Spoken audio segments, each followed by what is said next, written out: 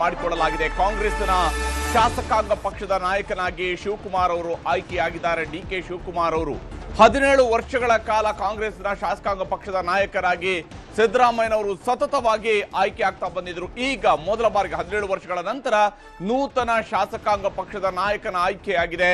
ಕಾಂಗ್ರೆಸ್ ಶಾಸಕಾಂಗ ಪಕ್ಷದ ನಾಯಕರಾಗಿ ಈಗ ಆಯ್ಕೆಯಾಗಿದ್ದಾರೆ ಡಿಕೆ ಶಿವಕುಮಾರ್. ಮೊದಲಿಗೆ ಸುರ್ಜೇವಾಲಾ ಹಾಗೂ ಈಗಾಗಲೇ ಪಕ್ಷದ ಹೈಕಮಾಂಡ್ನ ವೀಕ್ಷಕರು ಬಂದು ಮಾಹಿತಿಯನ್ನ ಹಂಚಿಕೊಂಡಿದ್ದಾರೆ. ಹೊಸದಾಗಿ ಶಾಸಕಾಂಗ ಪಕ್ಷದ ನಾಯಕನ ಆಯ್ಕೆ ಪ್ರಕ್ರಿಯೆಗೆ ಚಾಲನೆಯನ್ನ ಕೊಟ್ಟಿದ್ದಾರೆ. ಅದರ ಪ್ರಕಾರವಾಗಿ ಮೊದಲ ಯಾಕಂದ್ರೆ ಅಲ್ಲಿ ಇದ್ದಂಥದ್ದು ಒಂದೇ ಹೆಸರು, ಬೇರೆ ಯಾವುದೇ ರೀತಿಯಾದಂತಹ ವಿಚಾರಗಳು ಇರಲಿಲ್ಲ. ಒಂದು ಔಪಚಾರಿಕವಾದಂತಹ ಘೋಷಣೆ ಮಾತ್ರ ಬಾಕಿ ಉಳಿದಿತ್ತು. ಡಿಕೆ ಶಿವಕುಮಾರ್ ಅವರು ಸಿಎಂ ಆಗೋದಕ್ಕೆ ಎಲ್ಲ ಶಾಸಕರು ಕೂಡ ಅನುಮೋದನೆಯನ್ನ ಕೊಟ್ಟಿದ್ದಾರೆ. ಸುರ್ಜೇವಾಲಾ ಹಾಗೂ ಜಯರಾಮ್ ರಮೇಶ್ ಅವರ ಮುಂದೆ ಅನುಮೋದನೆಯನ್ನ ನೀಡಲಾಗಿದೆ. ಹೈಕಮಾಂಡ್ಗೆ ಮಾಹಿತಿಯನ್ನ ಈಗಾಗಲೇ ವೀಕ್ಷಕರು ಕೂಡ ರವಾನೆ ಮಾಡಿದ್ದಾರೆ. ಶಿವಕುಮಾರ್ ಅವರು ಅಧಿಕೃತವಾಗಿ ಕರ್ನಾಟಕ ಕಾಂಗ್ರೆಸ್ ಪಕ್ಷದ ಶಾಸಕಾಂಗ ನಾಯಕರಾಗಿ ಆಯ್ಕೆಯಾಗಿದ್ದಾರೆ. ಕಾಂಗ್ರೆಸ್ ಲೆಜಿಸ್ಲೇಟಿವ್ ಪಾರ್ಟಿಯ ನಾಯಕರಾಗಿ ಅವರು ಆಯ್ಕೆಯಾಗಿದ್ದಾರೆ. ಕಾಂಗ್ರೆಸ್ನ ಶಾಸಕಾಂಗ ಪಕ್ಷದ ನಾಯಕ ಈಗ ಡಿಕೆ ಶಿವಕುಮಾರ್. ಇದುವರೆಗೂ ಕೂಡ ಸಿದ್ದರಾಮಯ್ಯನವರು ಶಾಸಕಾಂಗ ಪಕ್ಷದ ನಾಯಕರಾಗಿದ್ರು. ಈಗ ಸಿದ್ದರಾಮಯ್ಯನವರ ಸ್ಥಾನದಲ್ಲಿ ಶಿವಕುಮಾರ್ ಅವರು ಈಗ ಆಯ್ಕೆಯಾಗಿದ್ದಾರೆ. ಡಿಕೆ ಶಿವಕುಮಾರ್ ಅವರ ಯುಗ ಇಲ್ಲಿಂದ ಆರಂಭ ಆಗುತ್ತೆ. ಕಾಂಗ್ರೆಸ್ ಶಾಸಕಾಂಗ ಪಕ್ಷದ ನಾಯಕನಾಗಿ ಕರ್ನಾಟಕದ ಮುಖ್ಯಮಂತ್ರಿಯಾಗಿ ಕಾರ್ಯನಿರ್ವಹಣೆಯ ಮೊದಲ ಹಂತದ ಕೆಲಸ ಈಗ ಪೂರ್ಣಗೊಂಡಿದೆ. ಮೊದಲ ಹಂತದಲ್ಲಿ ಈಗ ಶಾಸಕಾಂಗ ಪಕ್ಷದ ನಾಯಕರಾಗಿ ಅವರು ಆಯ್ಕೆಯಾಗಿದ್ದಾರೆ. ಇಲ್ಲಿಂದ ಸೀದಾ ಲೋಕಭವನಕ್ಕೆ ಹೋಗ್ತಾರೆ. ಅಲ್ಲಿ ಲೋಕಭವನದಲ್ಲಿ ಸರ್ಕಾರ ರಚನೆಗೆ ಹಕ್ಕು ಮಂಡನೆಯನ್ನ ಶಿವಕುಮಾರ್ ಅವರ ನೇತೃತ್ವದಲ್ಲಿ ಕಾಂಗ್ರೆಸ್ ಮಾಡಲಿದೆ. ಕಾಂಗ್ರೆಸ್ನ ಶಾಸಕಾಂಗ ಪಕ್ಷದ ನಾಯಕನ ಜೊತೆಗೆ ಮಾಜಿ ಶಾಸಕಾಂಗ ಪಕ್ಷದ ನಾಯಕ ಹಾಗೇನೆ ಪಕ್ಷದ ಉಸ್ತುವಾರಿ ಇವರುಗಳು ಕೂಡ ಲೋಕಭವನಕ್ಕೆ ಹೋಗುವಂತಹ ನಿರೀಕ್ಷೆ ಇದೆ. ಇತರೆ ಶಾಸಕರುಗಳು ನಾಯಕರುಗಳು ಕೂಡ ಹೋಗಬಹುದು. ಲೋಕಭವನಕ್ಕೆ ಹೋಗಿ ಸರ್ಕಾರ ರಚನೆಯ ಹಕ್ಕು ಮಂಡನೆಯನ್ನ ಇವತ್ತು ಮಾಡಲಾಗಿದೆ. ಸುರ್ಜೇವಾಲಾ ಹಾಗೂ ಜಯರಾಮ್ ಅವರ ಸಮ್ಮುಖದಲ್ಲಿ ಈಗಾಗಲೇ ಕಾಂಗ್ರೆಸ್ನ ಶಾಸಕಾಂಗ ಪಕ್ಷದ ನಾಯಕನ ಆಯ್ಕೆಯಾಗಿದೆ. ಇಲ್ಲಿ ಬಹಳ ಆಯ್ಕೆಗಳೇನಿರಲಿಲ್ಲ. ಅನುಮೋದನೆಯನ್ನ ಕೊಡುವಂಥದ್ದು ಅಂದ್ರೆ ಒಬ್ರು ಸೂಚನೆಯನ್ನ ಮಾಡ್ತಾರೆ, ಮತ್ತೊಬ್ರು ಅನುಮೋದನೆಯನ್ನ ಮಾಡ್ತಾರೆ. ಇದೊಂದು ಸಹಜ ಪ್ರಕ್ರಿಯೆ. ಮೊದಲು ಒಬ್ರು ಸೂಚನೆಯನ್ನ ಮಾಡಬೇಕಾಗುತ್ತೆ. ಬಹುತೇಕ ಸಿದ್ದರಾಮಯ್ಯನವರ ಮೂಲಕವಾಗಿ ಶಿವಕುಮಾರ್ ಅವರನ್ನ ನೂತನ ಶಾಸಕಾಂಗ ಪಕ್ಷದ ನಾಯಕನಾಗಿ ಸೂಚನೆಯನ್ನ ಮಾಡಲಾಗುತ್ತೆ. ಅದಾದ ನಂತರ ಪಕ್ಷದ ಹಿರಿಯ ನಾಯಕರುಗಳು ಅದನ್ನು ಅನುಮೋದನೆ ಮಾಡ್ತಾರೆ. ಆ ಮೂಲಕ ಇಡೀ ಶಾಸಕಾಂಗ ಪಕ್ಷದ ಸಭೆಯಲ್ಲಿ ಬೇರೆ ಯಾವುದೇ ವಿರೋಧಗಳು ಇಲ್ಲದೇನೆ ಅವಿರೋಧವಾಗಿ ಶಿವಕುಮಾರ್ ಅವರನ್ನ ಶಾಸಕಾಂಗ ಪಕ್ಷದ ನಾಯಕನಾಗಿ ಆಯ್ಕೆ ಮಾಡುವಂತಹ ಪ್ರಕ್ರಿಯೆ ಈಗ ಮುಕ್ತಾಯ ಆಗಿದೆ. ಸಿಎಲ್ಪಿ ಸಭೆಯಲ್ಲಿ ಒಕ್ಕೊರಲಿನಿಂದ ಈಗ ಆಯ್ಕೆಯಾಗಿದೆ. ಒಂದೇ ಹೆಸರಿದ್ದಂಥದ್ದು, ಅದು ಶಿವಕುಮಾರ್ ಅವರ ಹೆಸರು. ಶಿವಕುಮಾರ್ ಅವರನ್ನ ಕಾಂಗ್ರೆಸ್ನ ಶಾಸಕಾಂಗ ಪಕ್ಷದ ನಾಯಕರಾಗಿ ಇವತ್ತು ವಿಧಾನಸೌಧದಲ್ಲಿ ಆಯ್ಕೆ ಮಾಡಲಾಗಿದೆ. ವಿಧಾನಸೌಧದಲ್ಲಿ ನಡೆದಿರುವ ಕಾಂಗ್ರೆಸ್ನ ಶಾಸಕಾಂಗ ಪಕ್ಷದ ಸಭೆಯಲ್ಲಿ ಈ ಆಯ್ಕೆ ಪ್ರಕ್ರಿಯೆಯನ್ನು ಈಗ ಮಾಡಿ ಮುಗಿಸಲಾಗಿದೆ. 1989ರಲ್ಲಿ ಮೊದಲ ಬಾರಿಗೆ ಕರ್ನಾಟಕ ವಿಧಾನಸಭೆಗೆ ಶಾಸಕರಾಗಿ ಆಯ್ಕೆಯಾದಲ್ಲಿಂದ ಡಿಕೆ ಶಿವಕುಮಾರ್ ಅವರು ಸತತವಾಗಿ ಎಲ್ಲ ಚುನಾವಣೆಗಳನ್ನು ಕೂಡ ಗೆದ್ದುಕೊಂಡು ಬಂದಂತವರು. ಮೊದಲಿಗೆ ಸಾತನೂರು ವಿಧಾನಸಭಾ ಕ್ಷೇತ್ರದಿಂದ ಗೆದ್ದು ಬಂದಂತಹ ಶಿವಕುಮಾರ್ ಅವರು 2008ರಲ್ಲಿ ಕ್ಷೇತ್ರ ಪುನರ್ವಿಂಗಡಣೆಯ ನಂತರ ಯಾವಾಗ ಸಾತನೂರು ವಿಧಾನಸಭಾ ಕ್ಷೇತ್ರ ಹೊರಟು ಹೋಗುತ್ತೆ, ಅಲ್ಲಿ ಕೇವಲ ಕನಕಪುರ ವಿಧಾನಸಭಾ ಕ್ಷೇತ್ರ ಮಾತ್ರ ಉಳ್ಕೊಳ್ಳುತ್ತೆ. ಆ ಸಂದರ್ಭದಲ್ಲಿ ಅವರು ಕನಕಪುರ ವಿಧಾನಸಭಾ ಕ್ಷೇತ್ರದಿಂದ ಚುನಾವಣೆಯನ್ನು ಸ್ಪರ್ಧಿಸ್ತಾರೆ. ಮೊದಲ ಚುನಾವಣೆ ಸ್ವಲ್ಪ ಮಟ್ಟಿಗೆ ಫೈಟ್ನಿಂದ ಕೂಡಿದ್ರು. ನಂತರದ ಚುನಾವಣೆಗಳು ನಿರಾಯಾಸವಾದಂತಹ ಗೆಲುವನ್ನು ತಂದುಕೊಡುತ್ತೆ. ಸಿಎಲ್ಪಿಯನ್ನ ಮುಗಿಸಿ ಈಗಾಗಲೇ ಸಿಎಲ್ಪಿ ಸಭೆಯನ್ನು ಮುಗಿಸಿ ಸಿದ್ದರಾಮಯ್ಯನವರು ಹೊರಗೆ ಬರ್ತಾ ಇದ್ದಾರೆ.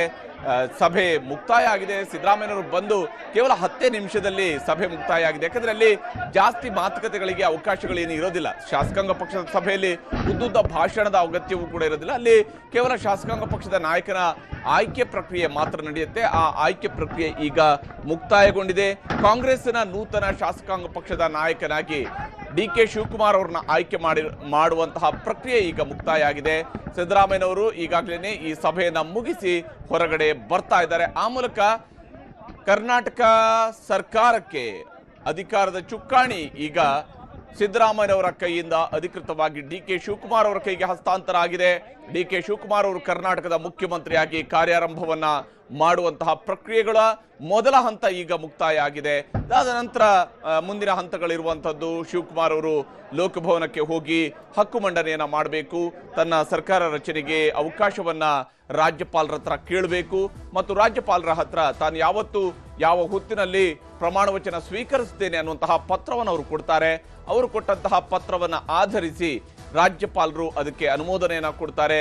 ಆ ನಂತರ ರಾಜ್ಯಪಾಲರ ಅನುಮೋದನೆಯನ್ನ ಪಡ್ಕೊಂಡು ನಿಯೋಜಿತ ಮುಖ್ಯಮಂತ್ರಿಯಾಗಿದ್ದು ಪ್ರಮಾಣ ವಚನವನ್ನ ಸ್ವೀಕರಿಸ್ತಾರೆ. ಜೂನ್ 3ರಂದು ಸಂಜೆ 5:15ಕ್ಕೆ ಅವರು ಕರ್ನಾಟಕದ ಮುಖ್ಯಮಂತ್ರಿಯಾಗಿ ಪ್ರಮಾಣ ವಚನವನ್ನ ಸ್ವೀಕರಿಸುವ ನಿರೀಕ್ಷೆ ಇದೆ. ಅಧಿಕೃತವಾದಂತಹ ಘೋಷಣೆಯನ್ನ ಇನ್ನಷ್ಟಿನ ಡಿ ಕೆ ಶಿವಕುಮಾರ್ ಅವರು ಮಾಡಬೇಕಾಗಿದೆ. ಇಷ್ಟು ಹೊತ್ತಿಗೆ ಅವರು ಪ್ರಮಾಣ ವಚನವನ್ನು ಸ್ವೀಕರಿಸ್ತಾರೆ ಅಂತ ಹೇಳಿ ಮೊದಲ ಹಂತದಲ್ಲಿ ಮುಖ್ಯಮಂತ್ರಿಯವರ ಜೊತೆಗೆ ಎಷ್ಟು ಜನ ಪ್ರಮಾಣ ವಚನವನ್ನು ಸ್ವೀಕರಿಸ್ತಾರೆ, ಯಾವೆಲ್ಲ ಶಾಸಕರುಗಳು ಮಂತ್ರಿಗಳಾಗಿ ಈಗ ಆಯ್ಕೆ ಆಗ್ತಾರೆ ಅನ್ನೋದನ್ನ ನೋಡಬೇಕು. ಬಹಳ ಕುತೂಹಲ ಇರುವಂತದ್ದು ಎಷ್ಟು ಜನ ಮಂತ್ರಿಗಳನ್ನ ಈಗ ಈ ಒಂದು ಆಯ್ಕೆ ಪ್ರಕ್ರಿಯೆಯ ಸಂದರ್ಭದಲ್ಲಿ ಎಷ್ಟು ಜನ ಮಂತ್ರಿಗಳನ್ನ ಈಗ ಅವರು ತನ್ನ ಸಂಪುಟಕ್ಕೆ ಸೇರಿಸಿಕೊಳ್ತಾರೆ ಅನ್ನೋದರ ಬಗ್ಗೆ ಕುತೂಹಲ ಇದೆ.